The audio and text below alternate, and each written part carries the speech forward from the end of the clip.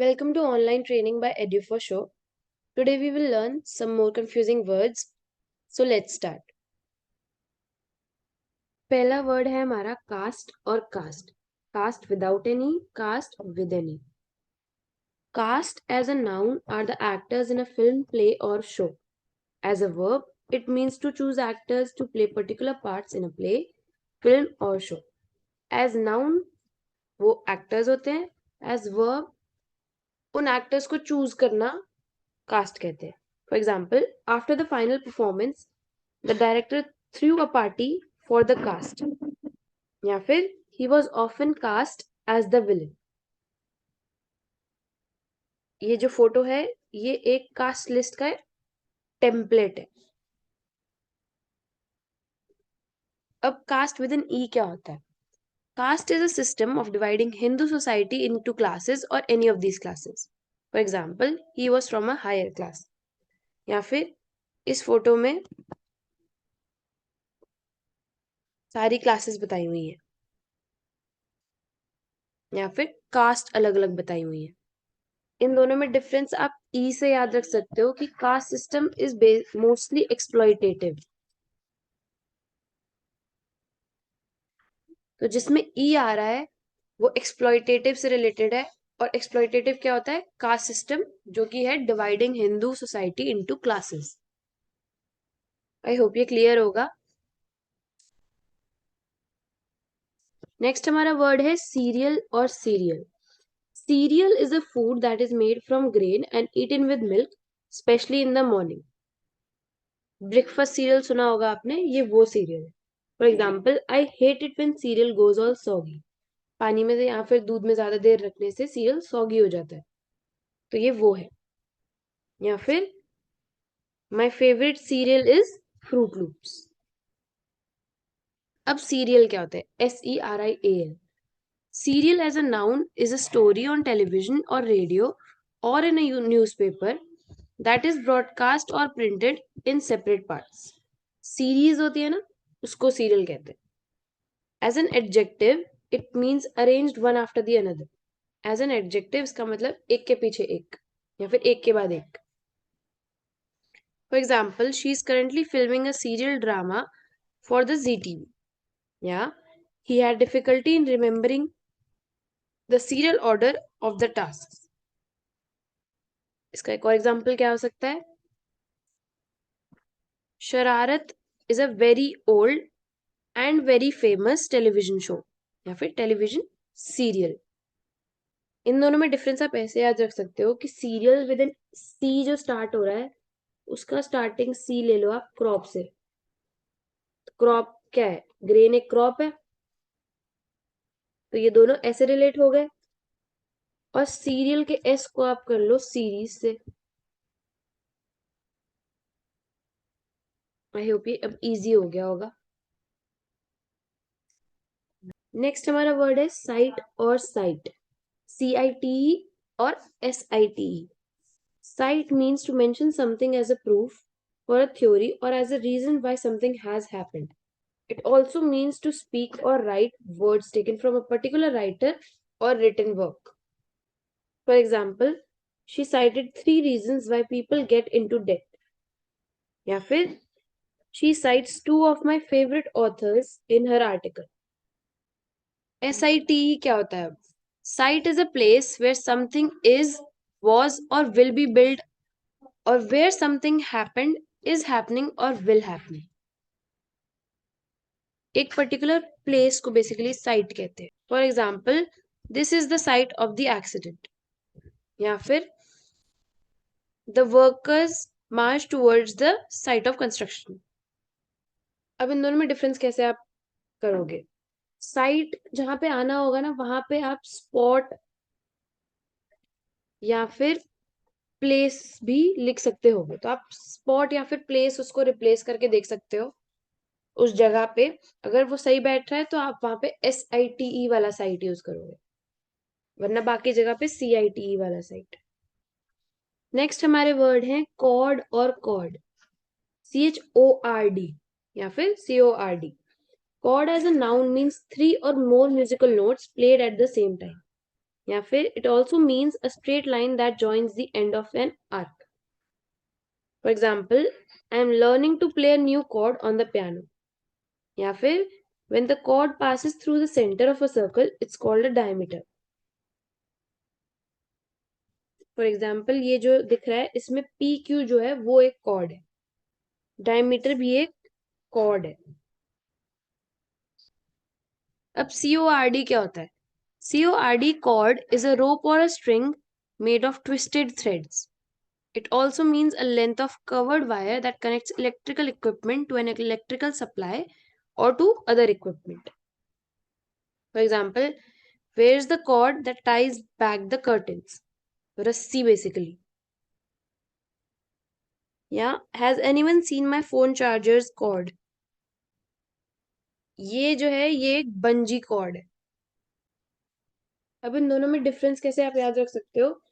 Cord में जो H आ रहा है उसको आप कर लो हारमोनी से रिलेट, क्योंकि मीनिंग में म्यूजिक आ रहा है, म्यूजिक हारमोनी से रिलेटेड होता है, तो ऐसे करके ये तीनों एक दूसरे से एसोसिएट हो गए. नेक्स्ट हमारा वर्ड है कोर्स और coarse. Course is a set of classes or a plan of study on a particular subject. It is also the direction in which a vehicle, especially an aircraft or ship, moves. Course, उसका रास्ता ये है. For example, they are going back for training course next week. या फिर the pilot avoided a collision by changing the course. रास्ता बदलने से उसने एक्सीडेंट रोक दिया. या फिर आपने बहुत सारे ऑनलाइन कोर्सेज सुने होंगे, तो वो भी यही वाले कोर्स है, एक पर्टिकुलर सब्जेक्ट के ऊपर क्लासेस. अब कोर्स क्या होता है? Coarse means rough and not smooth or soft or not very small in pieces. It can also mean rude and offensive. For example, the coarse cloth was uncomfortable against his skin.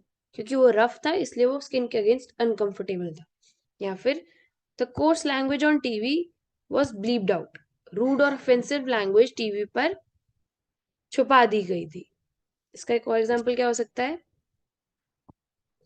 Coffee lovers prefer fine coffee grounds instead of coarse coffee grounds. इन दोनों में difference आप इस ए को adjective से associate करके कर सकते हो, क्योंकि कोर्स हमेशा एज एन एडजेक्टिव यूज होता है और ये वाला कोर्स नाउन या फिर वर्ब की तरह यूज हो सकता है. तो जो ए वाला कोर्स है वो हमेशा एडजेक्टिव की तरह यूज होगा. नेक्स्ट हमारा वर्ड है कोमा या फिर comma. Coma is a state in which a person is unconscious and cannot be woken, caused by damage to the brain after an accident or illness. एक medical condition को coma कहते हैं. For example, he is been in a coma for the past 6 weeks. अब coma क्या होता है? I think ये सबको पता होगा, बट देख लेते हैं क्या होता है इसका मतलब. Comma is the symbol used in writing to separate parts of a sentence, showing a slight pause or to separate the single things in a list. ये जो आपको दिख रहा है ये कॉमा है. For example, put a comma after the clause. ये एक इंग्लिश का रूल है, put a comma after the clause. अब इनमें डिफरेंस कैसे याद रखें? कॉमा इंग्लिश से रिलेटेड है, ग्रामर से रिलेटेड है, तो आप इसको ऐसे कर सकते हो कि ग्रामर में भी 2 एम आते हैं, कॉमा में भी 2 एम आते हैं, तो ये ग्रामर से रिलेटेड वाला कॉमा है. और कोमा में सिंगल आता है तो वो हो गया फिर मेडिकल से रिलेटेड वाला. नेक्स्ट हमारा वर्ड है कंपेयर और contrast. Compare is to examine or look for the difference between two or more things. या फिर टू जज, suggest or consider that something is similar or of equal quality to something else. For example, compare some of your recent work with old stuff and you will see how much you have improved. Basically, compare में हम similarities ढूंढते हैं. इन दोनों में similar क्या है? अब contrast क्या होता है? Contrast is to compare two people or things in order to show the differences between them. Differences दिखाने के लिए. An obvious difference between the two or more things. ये दिखाने के लिए हम contrast करते हैं. For example, I like the contrast of white trousers with black jacket. तो हमने क्या देखा कि हम कॉन्ट्रास्ट में डिफरेंस ढूंढ रहे हैं दोनों चीजों में, और कंपेयर में हम सिमिलैरिटी ढूंढ रहे हैं। इन दोनों में डिफरेंस आप ऐसे याद रख सकते हो, कंपेयर में पार आता है, पार बेसिकली होता है इक्वल, और इसमें हम ढूंढ रहे हैं सिमिलैरिटीज, एक तरीके से इक्वालिटीज। नेक्स्ट हमारा वर्ड है कॉन्फिडेंट या फिर confident. Confidant is a person you trust and share your feelings and secrets with. For example, her brother is a closest confidant. अब confident is being certain of your abilities or having trust in people, plans or the future. किसी पे भरोसा करना। For example, be a bit more confident in yourself. खुद पर थोड़ा भरोसा रखो। नेक्स्ट वर्ड है हमारे कॉन्शियस या फिर conscientious. Conscious means to be awake, thinking and knowing what is happening around you. होश में रहने को कॉन्शियस कहते हैं। It also means to be determined and intentional. For example, he is still conscious but he is very badly injured. या फिर it wasn't a conscious decision to lose weight, it just happened. अब conscientious का मतलब क्या होता है? It is feeling a moral responsibility to do your work carefully and putting a lot of effort into your work. For example, she is a conscientious student of her class. Next हमारा word है considerable और considerate. Considerable is large or of noticeable importance. For example, the fire caused considerable damage to the house. या फिर इसका एक और example हो सकता है, the aeroplane is at a considerable height. Up considerate means kind and helpful. For example, he is a considerate friend of mine. या फिर use these words more to be more considerate. अब इन दोनों में difference कैसे याद रखें?